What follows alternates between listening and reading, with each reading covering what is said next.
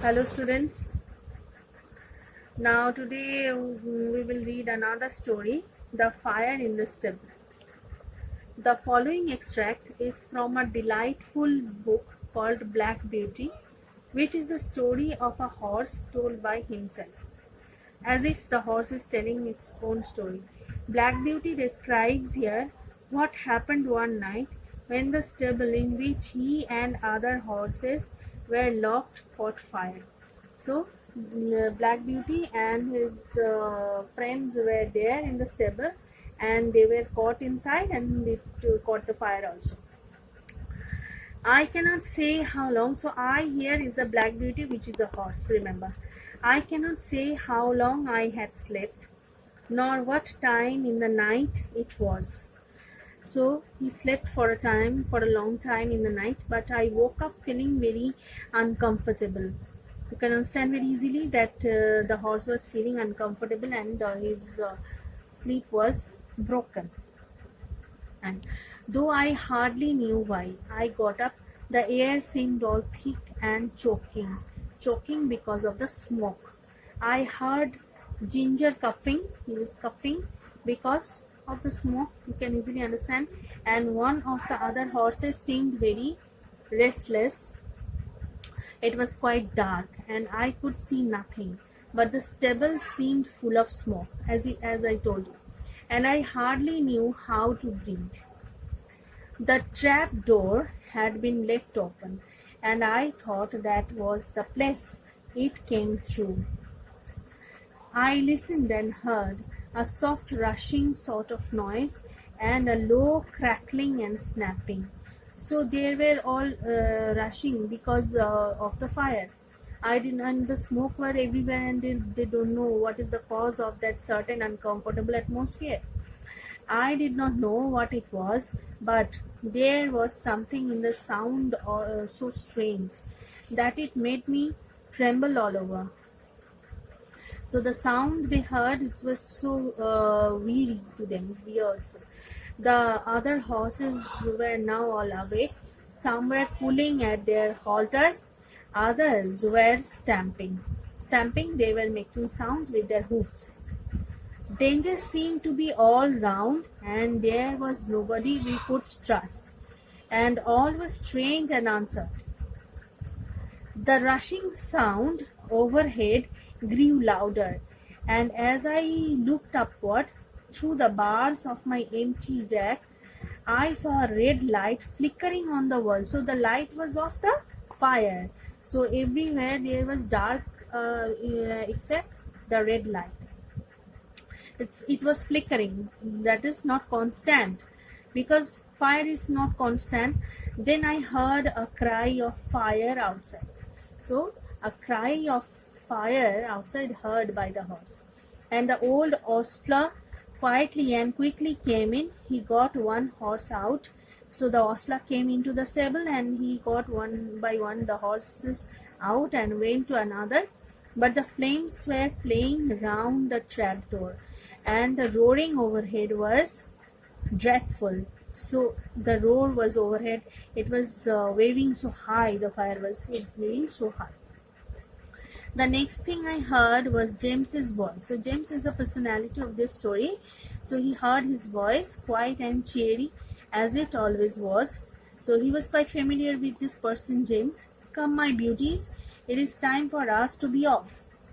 So James called the horses, and he called by the name of beauties, and he was trying to take them away. So wake up and come along. I stood nearest to the door, so he came to me first, patting me as he came in. Come, beauty, on with your bridle. My boy will soon be out of this smother. So the person James, he told him that they will be out of this problem very soon. It was on in no time. Then he took the scarf off his neck and tried it lightly over my eyes. Okay, so lightly he was trying to put on the scarf, and patting and coaxing, he led me out of the stable. because the stable has got fire. Safe in the yard, he slipped the scuff off my eyes and shouted, "Here, somebody!" Because if the horse sees the fire, he will be mad out of fear. "Here, somebody! Take this horse while I go back for the others." So one by one, he was trying to rescue the horses. A tall, broad man stepped forward and took me, and James darted back into the stable because he wanted to rescue the other horses. I set up a shrill whinny as I saw him go. Ginger told me afterwards that whinny was the best thing I could have done for her, for had she not heard me outside, she would never have had courage to come out.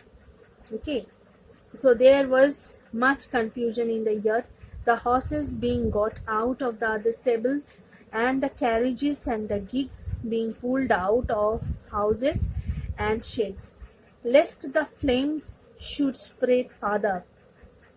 So the flame is not constant, as I told you, it was spreading quite farther, and they were trying to rescue all the horses out of that fire. On the other side of the yard, windows were thrown up and the people were shouting all sorts of things. Windows were thrown up because they, by throwing up the windows, they make rooms how to come out of that situation. But I keep my eye fixed on the stable door, where the smoke poured out thicker than ever. So the smoke was quite thicker because everything got into the fire and was burning, and all the things were burning, and smoke were more and more thicker. And I could see flashes of red light. Presently I heard above all the stirs and din a clear voice, which I knew was Master's. He heard his master's voice. James Howard, are you there? You are there? He is asking about the horse. There was no answer, but I heard a crash of something falling in the stable, and the next moment I gave a loud and joyful neighing. Neighing is the sound of the horse, joyful because they were out of danger, for I saw James coming through the smoke, leading Ginger with him. So other horses were coming out. She was coughing violently, and he was not able to speak. "My brave lad," said Master, laying his hand on his shoulder, "are you hurt?"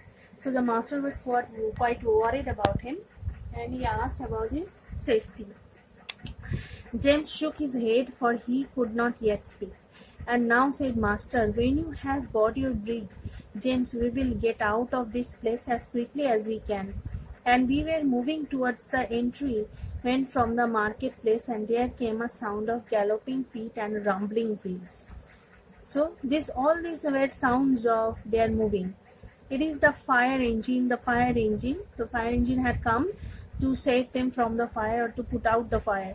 Shouted 2 or 3 voices, "Stand back, make way." So they were giving commands how they will do their walk, and clattering and thundering over the stones, 2 horses dashed into the yard with a heavy engine behind them. So 2 horses were bearing the engine with them. The firemen leaped to the ground. There was no need to ask where the fire was, because it was seen very clearly that the stable had got fire. It was torching up in a great blaze from the roof. So fire was everywhere there, and it can be seen quite distinctly. So there were no question to ask about the place. We got out as fast as we could into the broad, quiet marketplace. So they had come out in the marketplace to make them room to put out the fire. The stars were shining, and except for the noise behind us, all was still.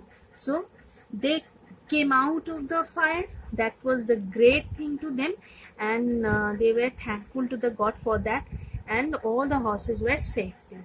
Okay, so abridged from Anna Swede's Black Beauty. Black Beauty is a famous story about the horse. Okay, thank you.